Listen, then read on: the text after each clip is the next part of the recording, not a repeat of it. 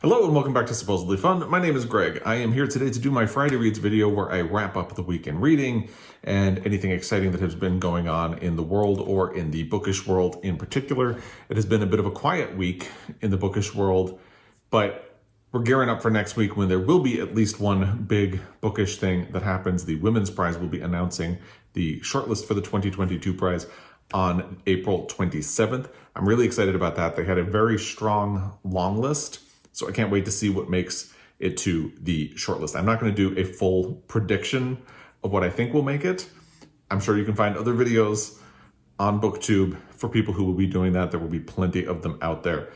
I am just excited to see what will ultimately make it out of the long list. There are a couple of books that I'm still really excited to try to get to read, but things have been a little busy in my reading world right now, so I haven't gotten to any of them. I'm kind of waiting to see what makes it onto the shortlist and things like that. But we'll talk more once the shortlist is announced. I will be doing a reaction video to that. I will put my long list reaction in the description box down below if you would like to check that out. The other thing I want to mention is that Independent Bookstore Day is April 30th, so it's coming up real quickly, and I am really excited to celebrate, and I hope you are as well. I'm going to try to keep this week's Friday Reads video relatively short. I know I usually say things like that and then I end up talking for 15 to 20 minutes, but this week I'm going to try it again. I mentioned in last week's Friday Reads video that I've been really plagued by headaches lately. Not migraines, new, different headaches that I've been getting since I had COVID in January, and I'm still having problems with them this week. In fact, I have one right now. So I am spending a lot of my energy getting this video done, and I am going to try to finish it and get on with the rest of my day and maybe go lie down. I did see my doctor on Thursday. She came up with a treatment that will hopefully be kicking in over the next few days. So by Monday, I'll be a little bit back on track. We'll see how that goes.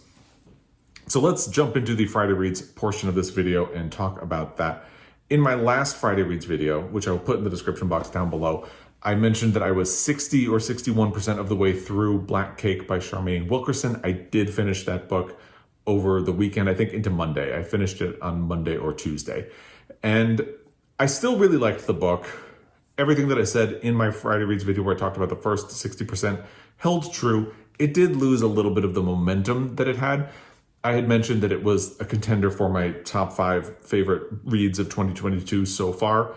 I'd say it's probably sitting at about 5th place right now, which means by the end of the year, it will probably be a contender for the top 10, but it's not contending as high as I had anticipated that it might. And the reason for that is just that I think you start to see that Charmaine Wilkerson is a debut novelist in the latter part of the book because she puts out a lot of plot detail in the first 60% of the book, and then she has to start tying things up toward the end. And it does start to feel a little bit like checking that off and then checking this off and then checking that off. And you do kind of have to contort the plot a little bit to make it all work. She does make it work, but there is a little bit of strain. And like I said, I think it works really well. I know a lot of people said that they were going to be picking up the book after I talked about it last week. I would still recommend picking it up. I thought it was definitely worth the experience, and I got a lot out of reading the book. There's just that one little complaint about it. And if you do read it, I'd be very curious to hear what you think about it. I liked it. I would like to see it get into the hands of more people and find out what they thought of it as well. I'm definitely curious to see what Charmaine Wilkerson will do next. I think she does a lot of smart things in the book. Like I said, just a little nitpicky thing about the last 40%, but otherwise I really did enjoy it. I took a couple of days off on audio after I finished that. I had been thinking about starting one thing. I was really not in the mood. I got knocked down by a headache yesterday and still have it today. I did jump into another audiobook. We'll talk about that next. I want to talk about Love Songs of W.E.B. Du Bois. If you follow along, you know I have been on a journey with this book all year. And to be perfectly honest with you, I've been a little bit embarrassed by how long it is taking me to get through this book.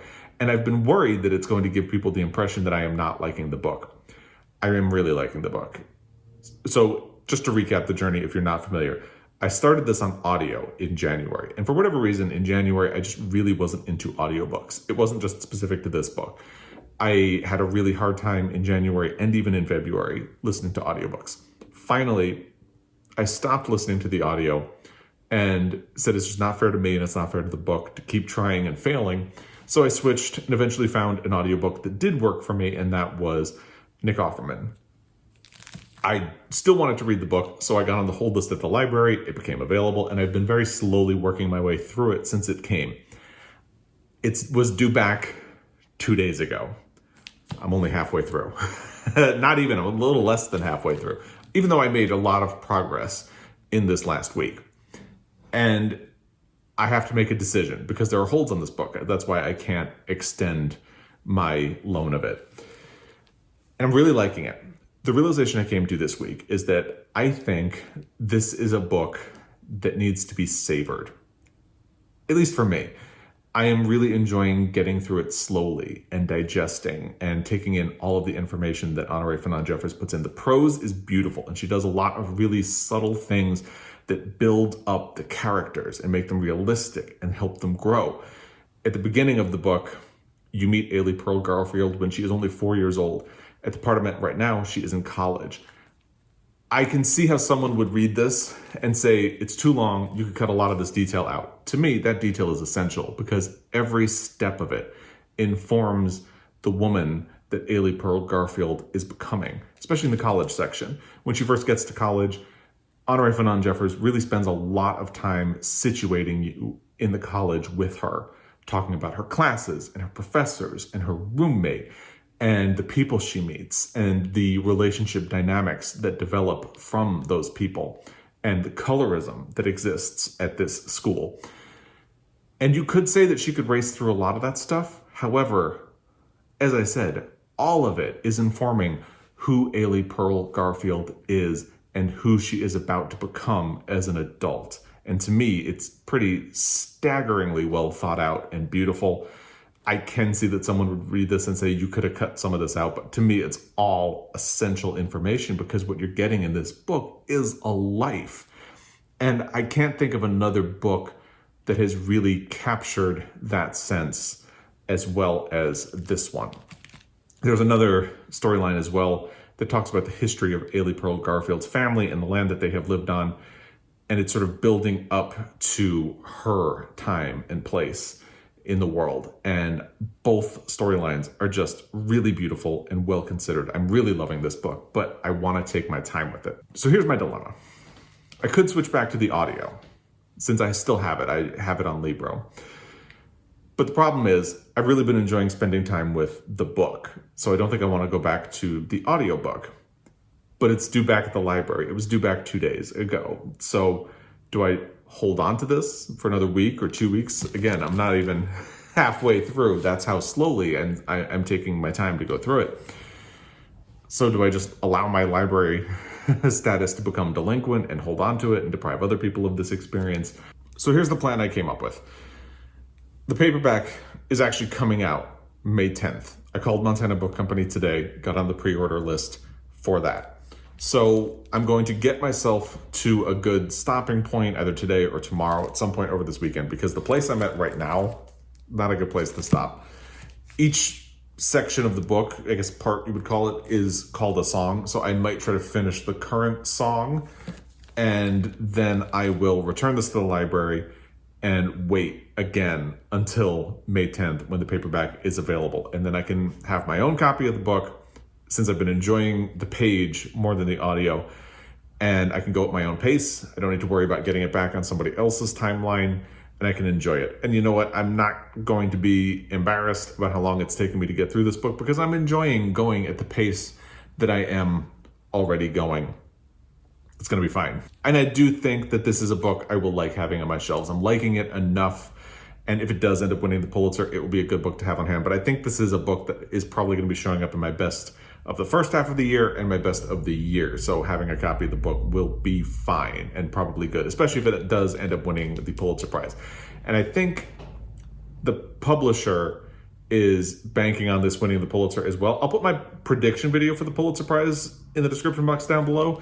This is what I'm predicting will win. It seems like the publisher agrees with me because it's been less than a year since this book was released. This came out maybe in August or September. So it's been less than a year. It usually takes about a year for something to come out in paperback. They're definitely rushing it to paperback. Why, you might ask? Well, May 10th is right after the announcement of this year's Pulitzer Prizes. So if this does end up winning, the paperback will be right there on new release tables for people to get. So I think the publisher, it's safe to say, is banking on this winning the Pulitzer Prize as well. We'll see how that pans out. Again, my prediction video will be down below. I would love to see it pull that off because I'm really loving everything that Honorée Fannone Jeffers is doing in this book so far. And there's a lot of room for that to go downhill, but we'll see. So I'm looking forward to getting through this book on my time, on my own pace. It is going back on hold for now, but it's gonna be fine. And I will get around to finishing it at some point. The audio I did eventually pick up this week is Infinite Country by Patricia Engel. I was looking around at a bunch of different options and trying to think about what I wanted to do. I had started this book on audio last year and did a dangerous thing where I put it down. Sometimes when I put something down, it's a little bit dangerous because you end up not getting back to it. I don't want that to be the case with love songs as well. I was listening to this on audio last year, and it's only small, but I stopped because at that time I was doing a round of the BookTube prize, and I put it down in order to do other things. And I was thinking that I wanted to pick up the book and spend time with it on the page. That never happened throughout the rest of 2021 and into the beginning of 2022. And I saw it on my saved list on audio on Scribd and thought to myself, if I wait to have the ability to sit down with the book, I might never get to this book. Maybe I should give the audio another try. So I did, and I'm almost done. Almost done. I have, I think, 45 minutes left in a 4-hour audiobook, and I'm really enjoying this book so far. This is a really deeply compassionate look at a family that has been torn apart by immigration. They are in Bogota and they get separated. They come to the United States and outlast their visa. They have children, and eventually the husband is deported. It's not a spoiler, that happens fairly early on in this tiny little volume. And it's about the lives that they expected to have, the lives they left behind, the lives they find.